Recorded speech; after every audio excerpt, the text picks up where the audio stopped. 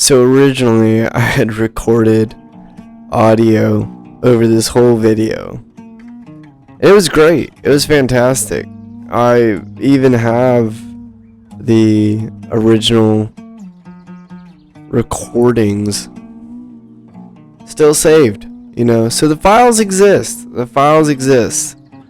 At least from the camera. It's not the professional mic, but the camera, with the audio recordings exists. But the fact that the audio fucked up was kind of a sign to say, hey, maybe you should look at another way to present this. So as we're going through the process of editing these pictures, I just want to say thank you to the universe for kind of lining this one up, making this one happen, and blessing me with the opportunity to take a few minutes and talk about my art and my creative process and take another glimpse. I think it's always good to reflect, and I think this was just the universe's way of making me take another look. I absolutely loved these pictures. I had a great time at this shoot. Some of the best times I've had shooting really have just been when I go to the studio, and it's just with the homies, and you just have a camera, and you have some products to shoot. You just go make some cool art, take some cool pictures, have some fun with it, And this was a fun one indeed. Indeed, I never say indeed. But I love the fourth wall break, of having the camera shoot towards somebody while he's taking a picture, and having the background behind him too. I think it's kind of funny having both of those fourth wall breaks in itself, and just the weird lights that we had set up. I mean, it was working, we made it happen, but I don't know, with this studio in particular, I think it's always so funny, the lighting setups that we have to make.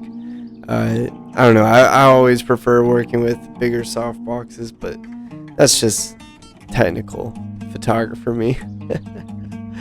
I found that I actually apparently have more studio experience than I tend to give myself credit for, because I used to work in a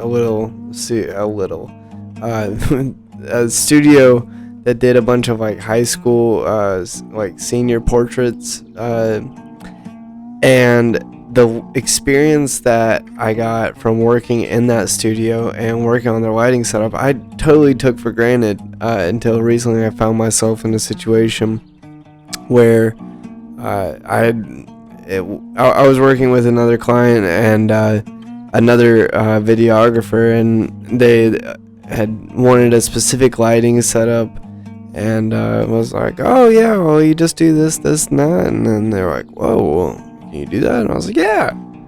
I don't know, it just I took it for granted, and it made me really realize I needed to appreciate the skills that I have more.